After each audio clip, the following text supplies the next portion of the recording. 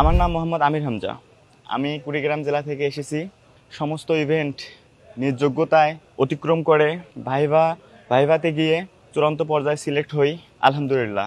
কিন্তু আমি বিগত আরও অনেক বাহিনীতে অনেকবার, এটা আমার 18তম মাঠ, আমি আরও 17বার চেষ্টা করেছি এবং এই 17টা মাঠের মধ্যে আমি 13 থেকে 14টা মাঠে ভাইভা দিয়েছি, কিন্তু আমি ভাইভায় সফলতা অর্জন করতে পারি না। ইনশাআল্লাহ এবারে এসে আমি আল্লাহর রহমতে সিলেক্টেড হয়েছি।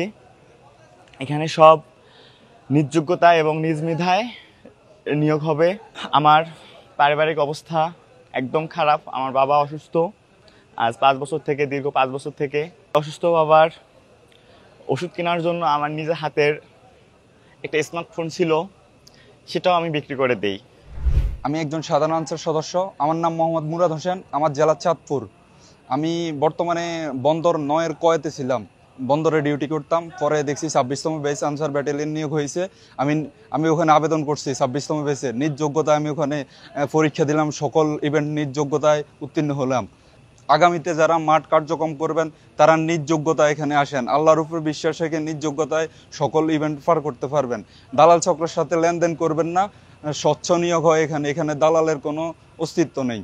আমাদের সাথে একজন আমরা মোট 16 জন ছিলাম চাঁদপুর জেলার। 16 জনে কিন্তু আমরা পাস করেছি, কিন্তু একজন দালাল চক্রের সাথে যোগাযোগ করছে, ওর সাথে সাথে বহিষ্কার করে দেওয়া হয়েছে। কিন্তু ও পাস করেছে, ও লিখিত হইতে সকল ইভেন্ট নিজ যোগ্যতায় সম্পন্ন করছে, কিন্তু চাকরি পায় নাই, শুধু দালাল চক্রের সাথে যোগাযোগ করার জন্য। আমি মহিদুল ইসলাম, ঠাকুরগাঁও জেলার একজন প্রার্থী। আমি আনসার ব্যাটালিয়নের একটি নিয়োগ বিজ্ঞপ্তি দেখেছিলাম ফেসবুক পেজে।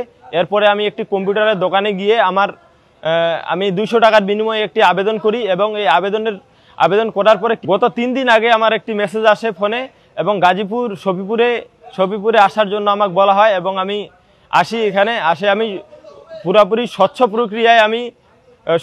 প্রক্রিয়া নিজের যোগ্যতা এবং মেধার মাধ্যমে আমি এখানে সফলতা লাভ করি। আমি মোহাম্মদ শাহিন আলম, আমি কুড়িগ্রাম জেলা থেকে এসেছি। আমি আনসার বিটিভি 26তম ব্যাচের মধ্যে সেভাবে পদে আবেদন করছিলাম 200 টাকা দিয়ে, এবং আমি আশাবাদী করছিলাম এবং আল্লাহর উপর ভরসা করছিলাম যে আমার জন্য চাকরিটা হয়। এবং আমরা এখানে ইভেন্টগুলো পাস করছিলাম, প্রত্যেকটা ইভেন্টে আমরা গুরুত্ব সহকারে পাস করছিলাম। এবং আমরা আমি নিম্ন পরিবারের সন্তান, অনেক দুঃখ করে লেখাপড়া করছিলাম। আমার ভাই ক্যান্সারের রোগী একজন। তারপরে আমার এসএসসি যখন আমি পরীক্ষা দিই তখন থেকে আমি নিজেই পড়াশোনা করি। আমার বাবা একজন নিজেকে পাইতেছিল না। তারপরে এই যে আজকে আমি আসছিলাম, 1000 টাকা দিচ্ছিল আমাকে। আমি এই মাঠে মাত্র 10 টাকা খাবার খাইছিলাম, 1 টাকা খাই নাই, যাওয়ার জন্য। আমি এই 200 টাকার বিনিময়ে যে চাকরিটা পাইছি, মহান আল্লাহর কাছে বলে বোঝাতে পারবো না যে তিনি আমাকে এই চাকরিটা দিয়েছিলেন উপহার স্বরূপ।